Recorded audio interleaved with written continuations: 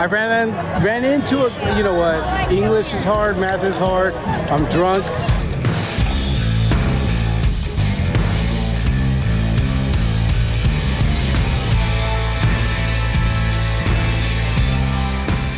Welcome in, everybody, to Craft Beer Republic. Thanks for drinking. Thanks for joining. I am Greg. I am being joined by the Flexitron 3000. What's up, Buffmaster? You know, I was just on the corner with the sign saying "Will Flex for beer," and then I realized that it's time to record, so I had to hustle back. Did you make any beers, though?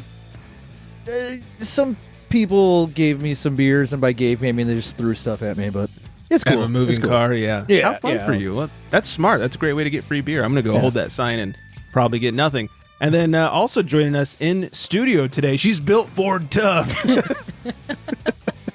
It's everybody's best friend, Deb. Deb, hello. Hey, thanks for having me, guys. Thanks for It's been coming a while. back.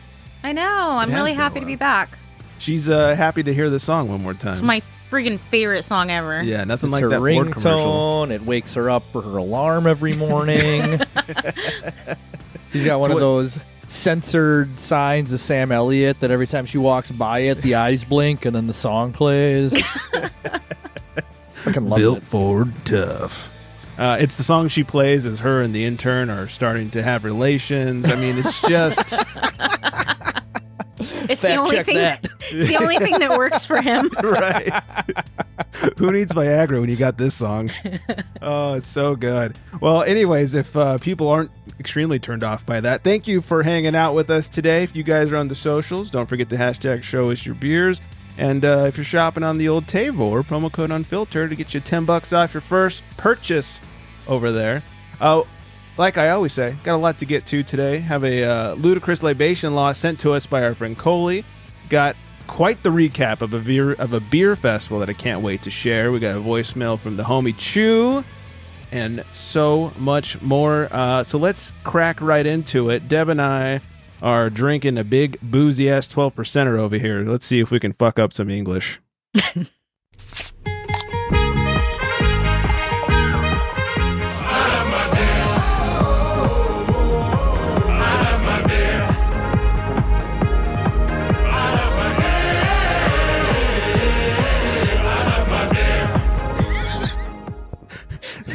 The best part about us dancing is intern Brian is actually with us in studio just without mic and headphones. So all he does is he just sees us dancing like fucking idiots. Oh, It's like a that's brilliant. silent disco over here. That is brilliant. Yeah, it's so good. So Deb and I are drinking, thanks to Deb and Brian for bringing this over, Speedway Stout Double Fudge Edition from AleSmith Brewing Company. Have not had the Double Fudge Edition. Sounds sexual. This, like I said, is 12%, has 70 IBUs, has a 394 and Untapped. And from the brewery, they say our wow, here we go. Already? Our iconic, yeah, only had 2 sips. Our iconic signature Imperial Stout is taken to the next level with this indulgent version with a decadent combination of Dominican cacao nibs, cocoa powder, Madagascar vanilla beans, and artfully roasted coffee from our friends at Ryan Brothers. This beer is the ultimate double fudge treat, which sounds a little sexual. Well, anytime you put fudge into something, it's gonna sound a little bit sexual. Funny how that works. Yeah, it's fudge. It's funny. They should have used the word packed into that description as much as possible. This stout is packed with fudge. What say you, Deb? I'll let you start it off since you brought this bad boy. I actually get vanilla like right out the gate from it, and then I get the coffee, and then the chocolatey on the back end. Fuck, this is real good. Yeah. Like, Yeah, I would real say good. the fudge is almost like the last thing to hit the tongue, I think so too. which is interesting. It also finishes off with a little bit of that warmth from the booze. Yeah, where it's heating you up because it's. I mean, if you're drinking a 12%er though, that's gonna happen. Yeah, Right. if you're not warming up from the 12%er, you have a problem. yeah, or, Seek medical attention immediately. or you have one hell of a liver. Yeah, If you ask me. Yeah, this is a treat. it's really good. This is dessert in a glass. Sounds like that 394 is bullshit. Like it needs to get higher. Yeah, as Nick from 14 Cans would say, Untapped is bullshit. It is complete bullshit, Yeah. honestly. You know what? That reminds me. Let's look up and see how Morning Watch is doing. Talked about this a couple weeks ago. Morning Watch was not living up to the standards that I thought it should. What are we at? We're at a 387, which I think is exactly the same. But here's That's super respectable for a Kolsch, let me tell you. It is. I agree, because people are weird and don't like light beers for some reason. It's not a haze, bro. Here's a new one, 4.5. I love surprises like this one. How the rich coffee flavor mingles with the crisp Kolsch style. It's very well put together. I agree, Erica H. Thanks for the review. What a sweetheart. Swear I didn't pay for that one. Oh, yeah, this is delightful, and Untapped can suck it. So there you have it. All right, like I alluded to, quite the weekend last weekend. Sorry you guys weren't there. 14 Cannons had their Brews and Crews first ever beer festival at 14 Cannons. It was a delight. We got very hydrated, hung out with Francesca, the Sicilian beer kitten. Wiley from the Booze League made his way over at some point. It was myself and Coley and the wife, and we ran into everyone's favorite homie, Chew Your Beer. No way! Yeah, Yes. It was wild. Greg sent me pictures. He sent me texts that were quotes from Chew. It was, I was super jealous. Damn it. We were going to go, but I think I told you we like quadruple booked that day. Yeah. And there was no way to make it happen. And now I'm really kicking myself in the ass. It was so good. That would have been so cool to meet you. We he walked texted in. me that they were together, and I texted him back saying, Holmes. And he said, Chew said there's no L because L's are for losers. And that it is Holmes. I love it. He was full of great quotes. I was super sure. embarrassed. Naturally, I was embarrassed. Like, Yeah. the first time I get to mention anything to this guy directly from Greg, and I fucked it up. Sorry, Chew. Way to go, man. Way to go. Yeah, Chew was. I walked in the gates, and as we were walking in, it was like me and the wife and Coley. I was like, "Is that Chew Your Beer?" He didn't say he was going to be there, and we were like, "Oh shit, that's Chew. That is true." So I walked in. I was like, "Chew," and his wife looks at me like, "Who the fuck are you?" And who's Chew? And he goes, "I don't know what you're talking about." I was like, "No, you're Chew Your Beer." He's like, "Yeah, okay, I am." So we kind of like introduced and then went on our ways and got beers. And then we kind of met back up after, I don't know, half hour or so. We just hung out the rest of the time. We got pretty fucking hydrated. At one point, I think it was me and Coley went over and like got a beer from one place. And I'm walking back and I'm looking for the group. I don't see him, but he walks up out of nowhere, just hands me a hot dog. He's like, "I think you need one of these." I was like, "Okay, thanks." Aw. It was so funny. He really is the homie. Yeah, he is. the Dude, homie. he's looking out. awesome. Yeah, it was great. Chew Your Beer says, chew this hot dog. And I did. He had a couple of friends there also. I can't remember his name. I apologize. And his girlfriend Viviana, and Chew and the wife had to leave, but the other two went with Coley and Shannon and Wiley and I over to Naughty Pine because we hadn't had enough to drink. Nothing says great idea like let's go to a brewery after a beer festival. Right. I felt bad for Britt over there. We were not like shittered, but we were hydrated, and the friend's girlfriend was real high, like she was shittered, and Wow. it was funny. I mean, she was a fun hammered person. She wasn't like crying or anything Oh, like that. good. But we were all pretty drunk. So sorry, Britt. I think Shannon threw a taco on the floor at one point because like Nicole bumped into her, Like a whole taco? like a whole taco. Did she and pick was- it up to eat it? Like 5-second rule? Duh. Okay. Even with all I the just wanted to make sand, sure. all the little assholes that come from the beach, with the Drop their sand in their Yeah, shoes. those fuckers. So. But it was awesome. We had a great time, and in fact, Chew left a voicemail from the event while we were still there drinking. So here's Chew's mid-fest voicemail. Hello, no one is available to take your call. Please leave a message after the tone.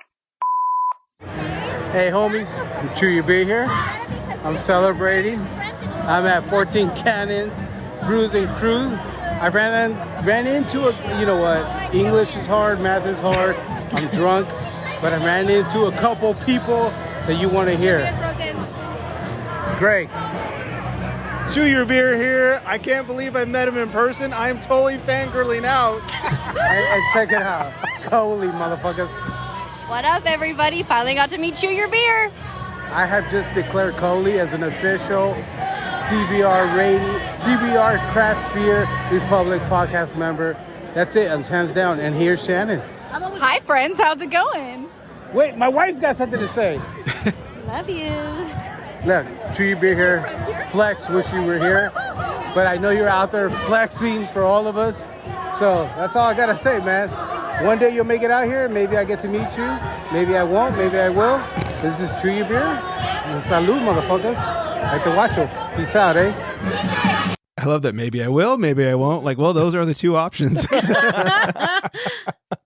And the whole thing about him declaring Coley as official member of CBR, he spent basically the entire festival trying to talk her out of being on the Booze League and coming over to CBR full time. That is fucking hilarious. Wait, was this before or after Wiley got there? Oh, Chew doesn't give a fuck. It was all day long. God bless him. Who's going to fuck with that guy? Nobody. That is outstanding. Yeah, great times indeed. Good job, what a great guy. One day we will meet. One day Yeah. I'm going to make it out to Cali. One day. Also, I want to say, did Chew's wife say, I love you? Yeah. That was so fucking cute. She apparently is new to the beer scene, so a bit of a lightweight. And, Yeah. had a few beverages and was quite hydrated as well. She was a lot of fun. We're trying to convince them to have us over for pozole. She was saying his mom, I think it was his mom that makes like bomb ass pozole. Oh, And I was like, I love bomb ass pozole. Let's yeah. Not just do I like pozole, but Yeah. bomb ass pozole. right. Let's be specific here. Not just any pozole. So great time. Great job to 14 Cannons for putting that on. Francesca and Emily and everybody over there did a fantastic job at their first festival. So good job, everybody. We had a blast. What else? Oh, if you remember last week, 2 weeks ago, Fontana Jim called in. Last week, that's what it was. Yeah, Fontana Jim called in and among other things was talking about, do you tip when you just buy beer to go when you're not drinking on site? And this has sparked the gram. Vanessa, everyone's favorite beer person from Florida, or just favorite person from Florida in general. Yeah, she's great. Hi, Vanessa. Yeah, hi, Vanessa. She hit me up and said, the light in the darkness of Florida? Laughy face, laughy face. She says, and Jim with the hi, Vanessa at the end, I died laughing. I definitely agree on the no tip on the to-go stuff. If I order beer online for pickup, I definitely don't tip. If I'm doing it at the brewery, I may throw in a couple bucks, kind of feel bad not doing it. But having worked in a brewery, tips are definitely appreciated. That's kind of where I'm at. If I'm just strictly picking up to go, I don't tip. I mean, See, and I thought her opinion would be completely the opposite because she had worked in a brewery. Yeah. Right. You know? I'm notoriously an aggressive over tipper. Here's your $20. Well, like last night, okay, we went to a concert last night, and afterwards we took it was my kid's first concert, and we took him to the merch booth, and we bought stuff, and then I left a tip, and when we got home, At Brian, the merch booth, Yeah. left it You to? And then wait, when you we got tipped at the home- merch booth. yeah, and when we got home, Brian says, "Did you leave a $25 tip for 3 t-shirts?"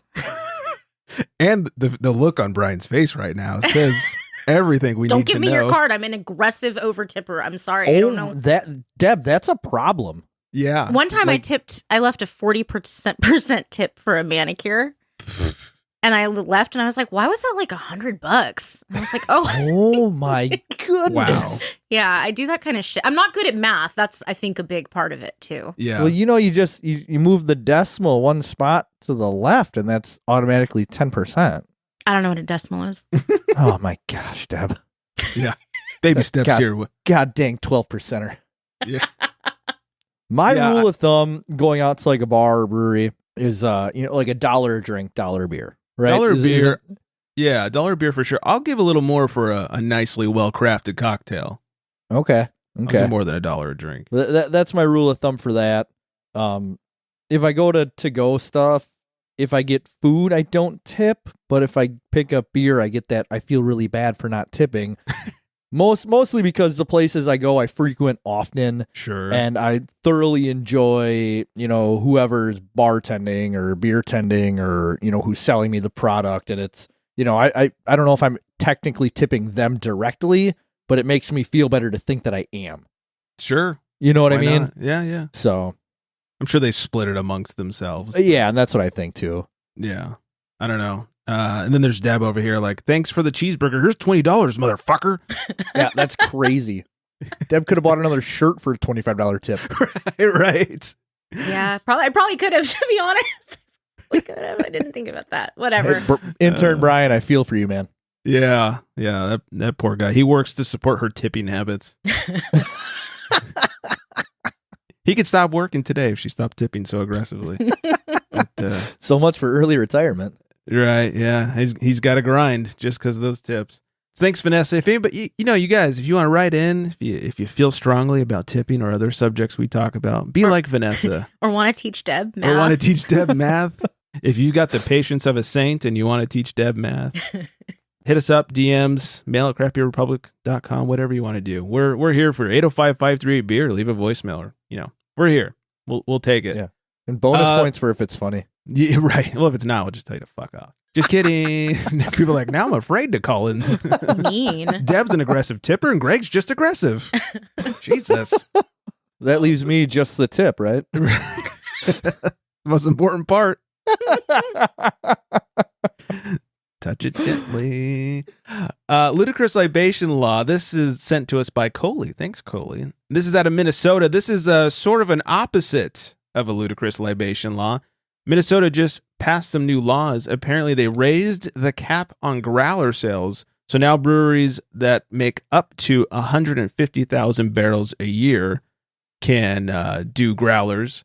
And then also in that law permitted craft distilleries to sell 750 milliliter bottles of their distilled spirits on site, and allows for special permits that will let establishments serve alcohol for extended hours during World Cup soccer. Hell yes. Well, that's super cool. Why Even only if you're soccer? I don't know, but even if you're not a fan of soccer, like World Cup's the shit. World Cup is the shit, and my husband is probably rock hard right now thinking about this because he fucking loves the World Cup. Like, is that why he won't stand up? I'm not a soccer fan, but when it comes to the World Cup, it's awesome. It's just watching the games, and like the crowd is just lit for 90 fucking minutes. It's insane. They're the craziest fans in the entire world. I hate soccer, and when it comes to the World Cup, if I have to hear a fucking vuvuzela ever again in my life, I'm gonna rip it out of their mouth and shove it straight up their ass. Shut the fuck up. Was that? Was that with South your beehive. Africa?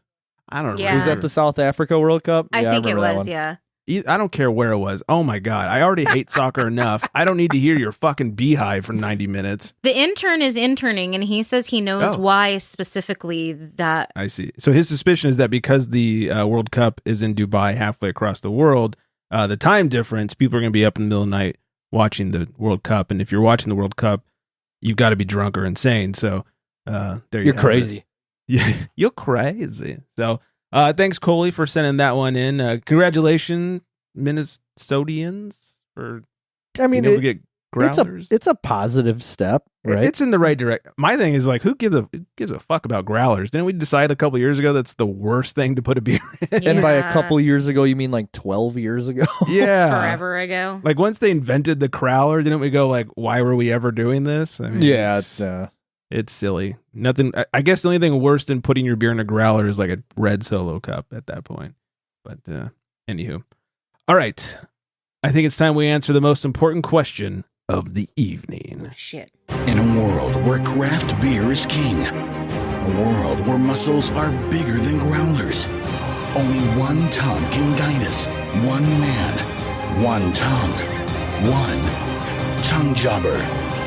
In this world, we must find out what is Flex drinking. You got a snort out of her. Shit. Deb's the best. I love her laugh. Well, to answer, I don't know about Brian, but now I'm rock hard. So, oh, this is great. I love it. I have that effect. Telling me. So I'm drinking Phase 3, which is classic Flex. I haven't done it on the show. Vintage Flex. I haven't done it on the show in quite some time. I don't think since Christmas, actually. But what really stands out for this beer for me, I'll get into it after the whole introduction of the beer. But all right, I'm just getting really excited. So Phase 3 out for delivery is a double IPA, 7.8% ABV. I don't have the Untapped stats up right now, but which we kind of decided Untapped is a piece of shit. Yeah. So, but what the fun thing about this beer is it is a double hazy, but the hop bill is Simcoe and Centennial, which if you drink IPAs, you drink beer, you're like, wow, those are two hops that often wind up in West Coast beers, Yeah, which those are is very really Westy. which really drew me to this beer. So then they actually came out and said that right on their post. They said, this double IPA is loaded up with two hops usually paired together in West Coast style IPAs, Centennial and Simcoe, zesty lemon, tangerine, and subtle notes of pine, a nod to West Coast flavors in an East Coast pillowy profile.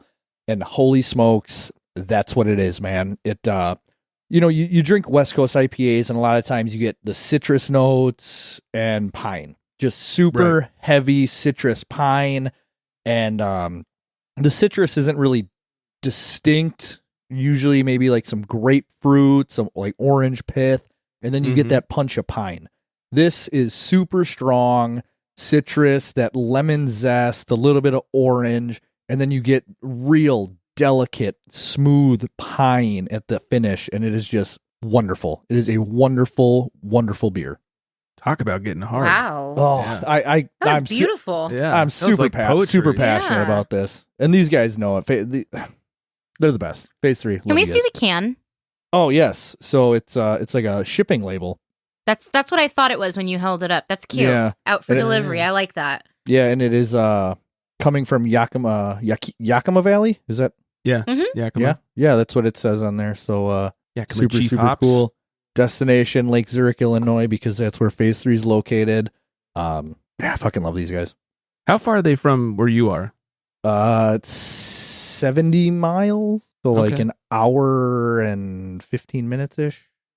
That's such a not I California was thing. thinking that I right when know. you said You it. said miles, Like 70 miles for us would be like a day and a half. Yeah, Yeah. like I mean we got to book a hotel room halfway there. Like, we don't talk in miles in Southern California. We talk in time. Like, Yeah. oh, how far away? We're like, oh, it's about 45 minutes. We're good. And then anywhere else that's not Southern California is like, oh, it's about 70 miles away. Like, is that good or bad? right. we usually do the time up here, but I've definitely like mapped it before, and it usually comes up like 70 miles. It's just across the border from us, like a little bit further, like towards the center of Illinois a little bit. But yeah, I'm trying to plan a trip for my birthday just to drive down there, maybe spend a day at Phase 3, trying to see if anything else is around the area, but I'll probably just spend most of my time at Phase 3.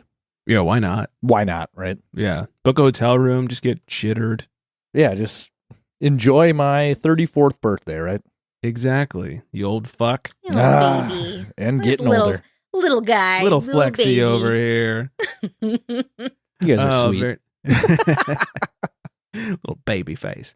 All right, what else? Sycamore. Okay, so goddamn news. So last time we recorded, we had Nick from 14 Cans on the show. We talked about how Sycamore and Stone were getting into it, is getting heated, and Stone had claimed that Sycamore had stolen the Keep It Juicy trademark from an even smaller brewery, and then literally the next fucking day, this happened. Yeah, it was like 9 hours later. Yeah, if that. 9 hours later, Sycamore and Stone Brewing completely dropped their Keep It Juicy trademark infringement dispute. They agree that both sides will pay their own attorney fees. They basically are like, never mind, just kidding, erase, undo, Control Z. And then just hope people forget about it. I hope people forget about it. And What the fuck happened that made I have to assume that Stone must have had a point when they said that Sycamore originally stole it from the other brewery. At that point, Sycamore must have said, fuck. Yeah, right. We don't want to be in trouble we don't- here. yeah. We don't have that kind of legal fund. So How quickly the tables have turned. Yeah. So interesting. But Sycamore's also Yeah. like, sweet, we got our name out there. Yeah. Has anybody heard of Sycamore before this? I don't actually Yeah. know where are they at. Was it New Jersey? Dude, I don't remember. I don't remember. Somewhere on the East Coast. Yeah, So, I don't know. Yeah. No one had ever heard of them. And apparently they're known for like stunt promoting, like this sort of thing. So it was not a surprise to locals that they did this sort of bullshit. And Okay. if you looked at the logos, like they don't look the same. And Stone didn't name the beer Keep It Juicy. That was just the tagline for the beer, where they have a beer called Keep It Juicy. So, I mean, it was already loose at best, but whatever. Once again, couldn't happen to a nicer company. Maui Brewing confirms their bid to acquire Modern Times Beer. Gross. Yay. So it looks like they're going to. Well, so first of all, they put in their bid, and it still legally has to go to auction. So it's really just like the starting bid. This is where everything's going to start. Modern Times CEO said she expects it to go much higher, but I mean, of course, she's going to say that. That's her job to say that. If Maui gets it, their goal is to use their production facility to make some stuff stateside to save money. They're already using a contract brewer at Denver, so that'll help their production here stateside. But they also want to keep the brand Modern Times. And the nice thing is they said they're going to keep like all their employees and beer tenders and all that stuff. At least Didn't for the they time close being. like a shit ton of locations though? Yeah, I mean they closed most of their tap rooms, Yeah. especially the one. I think they kept their San Diego locations, their Anaheim location. They closed Portland or something. They closed Portland. They closed Santa Barbara. I think they even closed downtown LA. I'm getting the nod from intern. Yeah, I think they're just down to Anaheim and San Diego at this point. And they might have even closed one of the San Diego ones. There was one in Encinitas that we went to once, It's no longer. and all their food was fucking vegan. Well, I'll I mean, never, you've I'll heard never the Scott forget. story, I'll right? never forget Yeah. the Scott story. Yeah. Yeah, the cowboy burger is pretty good. Was yeah, it? you liked it? Yeah, it was pretty good. Hey, you know it was vegan? Huh? What? That was the worst burger I've ever had. Yeah, that was fucking garbage. Piece of shit. Oh, that was the best. That was so good. I love it. Yeah. So anyways, interesting. We'll see what happens, especially that they still have to legally go to auction. I mean, really, I how much could they be worth as a whole? I feel like they're probably worth more as a production facility. Well, that's what I'm / thinking. You satellite get all tap of the, you rooms. get all of the hardware and Yeah. all of that. Well, and you get the recipes too, right? So you could theoretically, they're better recipes, just rebrand Yeah, them. you could have Maui Brewing Fruitlands. Right. I mean, Yeah. honestly. Well, that's Love why I'm me some confused Fruit why Loops. they want to keep the Modern Times name too, especially after all the flack that they've gone through. Like, why would you do that? Yeah, I mean, know. guess. I don't care about. I mean, they get new ownership. That's great. But if I still see another Modern Times can in in a store, I'm not going to buy it. Yeah, I mean, I guess if I know they're under new ownership and the people who perpetrated all the horribleness aren't there anymore, then I guess, why not? They're still Yeah. craft if they're owned by Maui. So that's valid nice point. too. Yeah. People can earn forgiveness, but or companies, I should say, as long as they do the right things about what happened. Yeah, I mean, that's true. Modern Times did the absolute wrong things over and over again. But if those people aren't around anymore, I don't see why not. Plus, I love Fruitlands. So. I've only had a few of their beers, and neither Oh. the Goza was all right, but nothing else super impressed me. Oh man, summertime, Fruitlands in the pool. yeah. That's where it's at right there. What else? Speaking of Minnesota news, they've also signed another law in that will allow 4 and 6 packs to go. Apparently, you couldn't do 4 and 6 packs before. No, along with the growlers. This is super big news for Minnesota. Mhm. It's They're gonna be drunk as fuck. well, yeah, but it's great because Oh, it's the like best way possible. the strange thing is about Minnesota breweries is they're able to distribute the 4-packs and whatnot, Mhm. but they couldn't sell them directly from their breweries. They Yeah. can only sell like crawlers and whatnot. So I think this is outstanding for anybody in the Minnesota craft scene. I mean, it's such bullshit. All the distro laws are left over from Budweiser coming out of Prohibition and setting all these laws and Mm-hmm. the whole 3-tiered system. It was meant to keep the smaller people out of it because they couldn't afford to do distro. And so the more they break those walls down, hi Chris Jericho, the better, I say. Had to get a Well- wrestling reference in there at some point. I love it. Deb's on. You Yeah. have to. Brother. We'll see if this one fits the Flex algorithm here. Urban Artifact crafts the world's most expensive fermented beverage. Cincinnati's Urban Artifact says it didn't set out to create the world's most expensive and fruitiest fermented beverage, but here we are. Meet the decadent astronaut food, blackberry and blueberry. We love to explore and pursue our creativity in innovative ways and reward the curious drinker, says Brett Coleman, one of the brewery's co-owners.